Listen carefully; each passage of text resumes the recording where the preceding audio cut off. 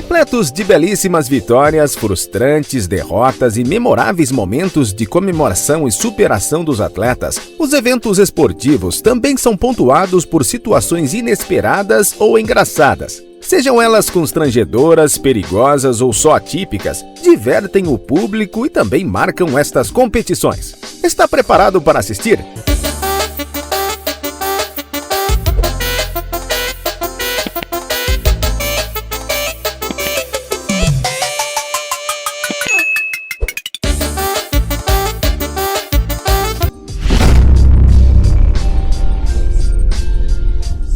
Aventuras no gelo. No mundo dos esportes, existem modalidades suficientes para agradar todo tipo de personalidade e adaptadas à região onde o atleta reside. Para aqueles locais agraciados pela presença de neve, por exemplo, o bobsled é uma opção. Chamado de a Fórmula 1 do gelo, o bobsled é praticado sobre grandes trenós ocupados por uma equipe ou dupla, que deslizam sobre rampas a velocidades de até 130 km por hora. Para ser um bom competidor desta modalidade, são necessários bons reflexos, memória, o uso de um capacete, macacões resistentes e sapatos com centenas de pequenas agulhas em seu solado. Além disso, os pilotos devem ser capazes de descobrir a linha de corrida ideal para evitar quaisquer acidentes e preservar a velocidade. Nessas condições, momentos como o protagonizado pela escocesa Gillian Cook não são raros. Enquanto agradecia e alongava para se preparar para a prova que disputaria com sua colega na Copa do Mundo de St. Moritz, o macacão da atleta se rasgou no gancho da parte traseira, revelando suas partes íntimas. Mantendo o profissionalismo, Gillian ignorou o fato, partiu para a prova e, juntamente com a piloto Nicola Mitinello, terminou o percurso em segundo lugar. Uma saia justa, mas bem sucedida. Outra ocorrência mais comum, embora não menos engraçada, aconteceu com uma dupla alemã. Na hora do push largada, o brakeman Junior Becker escorregou e, incapaz de entrar no trenó a tempo, ficou estaletado no chão. O piloto F. Friedrich só depois notou a ausência do parceiro de equipe. Outro esporte do gelo é o skeleton. Disputado individualmente, é considerado um dos esportes mais radicais dos Jogos Olímpicos de Inverno. O atleta se lança de cabeça sobre um trenó por pistas similares àquelas usadas no bobsled. O trenó usado no skeleton não possui paredes laterais e o corpo do atleta fica mais exposto aos obstáculos que podem surgir. No quesito obstáculos inesperados, o skeleton parece ter algumas ocorrências curiosas. Jane Channel, durante uma competição em Eagle, atropelou uma vassoura. Uma das pessoas que fazem a manutenção da pista esqueceu uma vassoura em uma das curvas do percurso. Por sorte, Jane não vinha a uma velocidade muito alta e não se machucou ao colidir com o objeto. Outro acidente parecido foi o que aconteceu com Kate Tannenbaum, que encontrou no seu percurso uma vassoura totalmente atravessada na curva e colidiu com ela a 86,5 km por hora. Felizmente não parece ter se machucado, o que só confirma a necessidade do uso de equipamentos de proteção. Também um esqui com seus saltos fabulosos e velocidades insanas é palco de quedas gigantescas. Seja por um escorregão ou perda de uma das tábuas de esquis, os praticantes costumam escorregar sem muito controle até serem parados por algum obstáculo colocado propositalmente na pista. Apesar de divertido, pode ser muito perigoso. Melhor ter algumas aulas antes de se aventurar. Jogos Olímpicos. Os Jogos do Rio de Janeiro em 2016 não deixaram apenas um legado no quadro de medalhas, mas também diversos momentos engraçados, inusitados e inesquecíveis. O atleta Algi Tairoque, do salto com vara, tentava ultrapassar uma altura de 5,3 metros no grupo A da primeira rodada, quando uma parte peculiar do seu corpo colidiu com a barra, derrubando-a.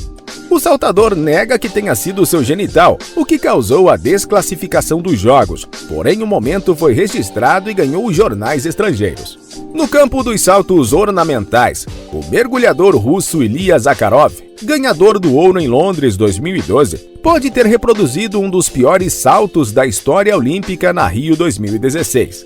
Depois de uma queda de barriga especialmente ruim, o mergulhador recebeu a nota 0 dos 7 juízes. Você tá falando sério? Ih, rapaz.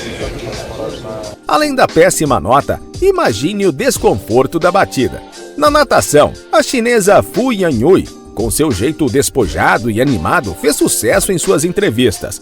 Na primeira delas, ao saber que tinha alcançado o bronze, a sucessão de expressões exageradas e genuínas divertiu todos os que assistiram.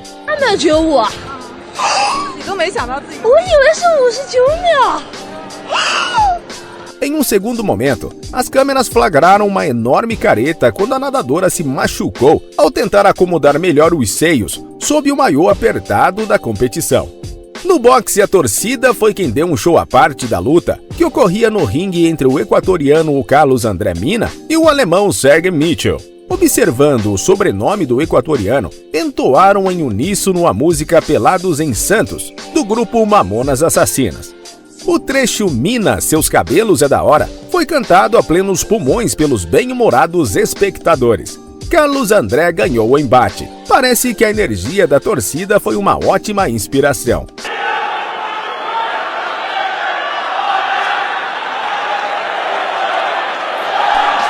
Comemorações antes da hora. Após muitas horas de prova, o triatleta francês Jérémy Hourkiewicz quase perdeu o Ironman 70.3 Brasil. Após manter-se na dianteira durante as provas de ciclismo e corrida, o francês ansiava pela linha de chegada e começou sua comemoração antes mesmo de cruzá-la.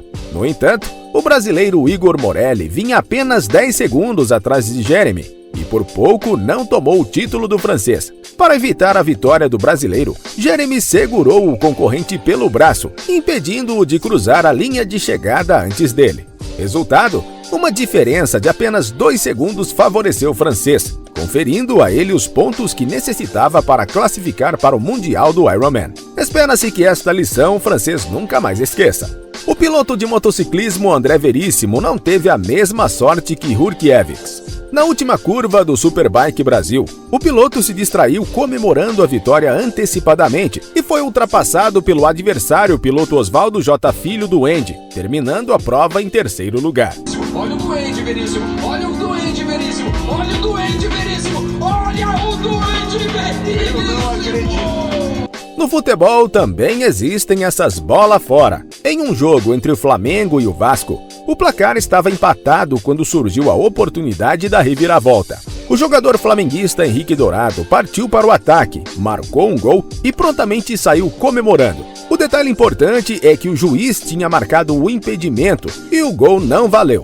Henrique, no entanto, demorou uns bons minutos para perceber que houve impedimento e continuou em animada comemoração, para a estranheza de todos. Trapalhadas na UFC. O UFC, embora palco de intensas lutas, também é recheado por momentos divertidos. Um deles foi a luta entre Alex Morono e Rhys McPhee, pontuada por trapalhadas e erros da equipe do lutador e da produção do evento.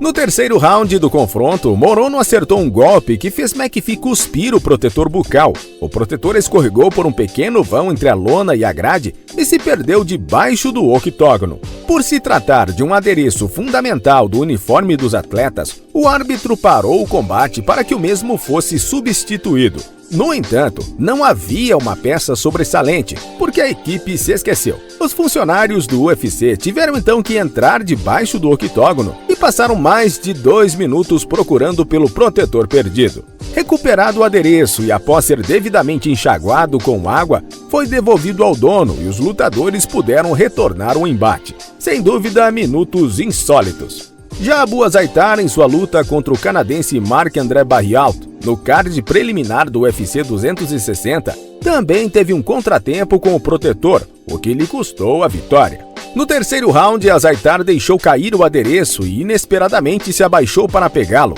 recebendo duros golpes de seu oponente. O canadense aproveitou a distração do marroquino para derrubá-lo e desferir boas cotoveladas na montada até os últimos segundos do assalto, quando o árbitro parou a luta.